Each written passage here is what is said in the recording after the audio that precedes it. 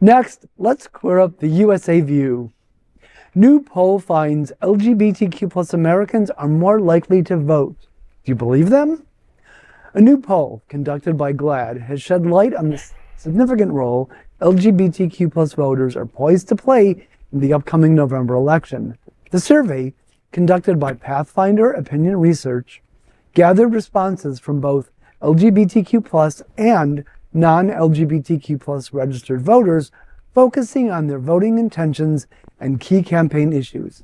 Among the key findings, 83% of registered LGBTQ+ voters expressed a definite intention to vote in November, with the vast majority favoring Joe Biden over Donald Trump.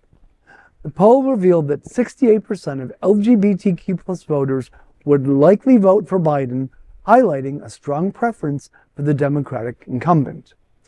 The survey also underscored the potential influence of LGBTQ+ voters in key battleground states, with preferences for Biden over Trump by a significant margin in states such as Arizona, Georgia, and Pennsylvania.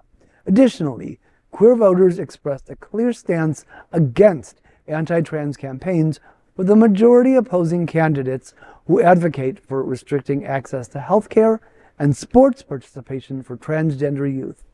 GLAAD President and CEO Sarah Kate Ellis has emphasized the importance of LGBTQ+ voices in shaping electoral politics. However, despite these compelling statistics, doubts persist regarding the impact of LGBTQ+ voter turnout.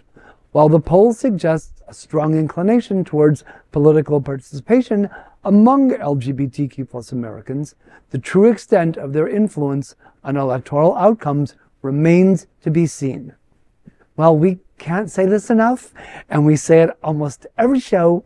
Please register, please vote. That's the mantra we've been reciting on this show for the couple of years that I've been here. And yes, seriously, our lives literally depend on it for the 2024 election. And if you need proof, and I don't want to cause anybody to have any nightmares, but if you have a moment, please take a look at the website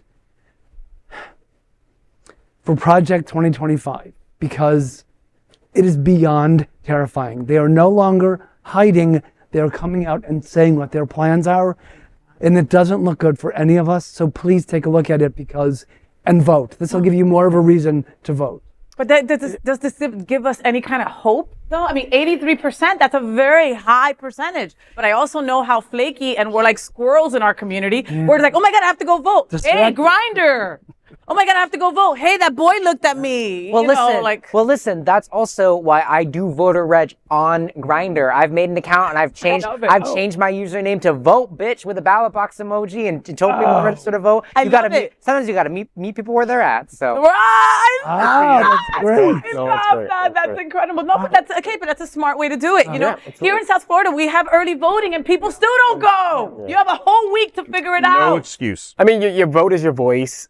I don't want to hear the complaining when we get elected leaders who we don't agree with, who we're like, what the fuck? Like, well, your vote is your voice. Yeah. We remember Trump. Your vote is your freaking voice. You want Trump time on steroids? No. Right. And he's even more unhinged now than ever before. Yeah. He's mad. So, Max, what do you think about like all the youth protest votes? Do you think that those kids are going to come out and really vote for Biden this time around? I really, from what we're seeing, I do not think that there are a lot of young people that are behind Joe Biden. I definitely think young people have a preference for Biden, but there's a lot of folks who are really, really upset with some of the things that Biden has done, specifically around Palestine and Gaza, that I think are really, really going to draw votes away from Biden. Yeah, I think the challenge is people don't have a really good understanding of politics and the way political systems work. And I think that you hear a headline and then all of a sudden, I'm jumping on this bandwagon. Oh, he's doing this. He's killing people in Gaza, right? It's so much more complicated than that. And I think people should take a American government or an international relations course or whatever to really get a good sense of our political system. I don't think people really genuinely understand it. It's like, this is the tagline, so I'm jumping on that bandwagon. Right. Yeah, like, and that's unfortunate. The gas prices go up. It's Biden. It's Biden. It's Biden. That's how that works. Real. Right. Like I understand people that don't want to vote because of that reason, but at the end of the day, Trump is not going to be nicer. But that's just the reality. But our government is so complex, right? And there's so many issues that it's not just the Palestine-Israel thing, right? There's so many more issues that impact us on a daily basis here, right? Like the economy, right? Like, I mean, I just was listening to MSNBC, and people were getting surveyed, and they was like, well, how's the economy? People, oh, it's horrible underneath Biden. But guess what? Our unemployment rate's been the lowest in like 50 years. Yeah. Wait a minute. Mom and pop shops on Main Street are doing the best under Biden's economy, and even better than Obama's, right? Like, And they're not so looking like, at that. they're not looking at these factors. So it's such. And Trump, sorry, Okay.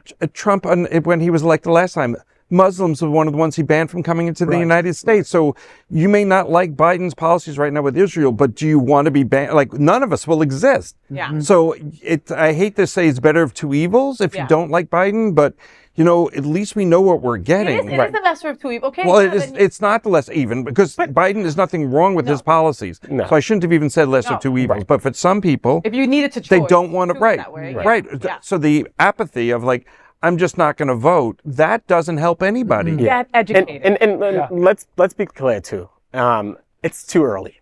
It's still so early. Yeah. We're the few that like think about this, but it's very, very early. When I think about Obama versus Romney, the turning point was like in the debate between Obama versus Romney. Like Obama seemed very apathetic, right? And then all of a sudden we didn't think he was going to win. And then what happened? I think something happened. I think it was like Syria or something like that. And all of a sudden it flipped, right? And then Obama ended up winning and beating Romney, right? So it's still so early to tell. Quite frankly, what ended up happening, look at Hillary and Trump, right? She the was a FBI, shoo-in. she was a shoo-in. Then the FBI 2 weeks before did the email crap, right? So yes, we want people to be engaged, right? We want people to be more like enthusiastic about this. But the reality, what happens in every election that's told us this, the weeks leading up is what's going to change people, right? People are going to get either engaged or disengaged, right? And I think that we have to really, we want to continue to educate them now, but during that month before, we have to really push hard during those times to really get people engaged. But it's going to be whatever happens in our environment. Who knows what's going to happen, right? We just don't know, and even going back to Obama, right? I think it was Hurricane Sandy that happened, right? So, and then Chris Christie and Obama was there looking very presidential, and all of a sudden the Republicans flipped to Obama, right? Like they was a little bit more keen on him because he looked very presidential during that. So it really is going to be about the environment that we're in 2 weeks or so leading up to the election. It's going to really determine what happens. Okay, well, we'll stay tuned and get educated and get your friends and fellow lovers educated too. Yes. I'll say but that. still be engaged, be knowledgeable, but it's so early to tell.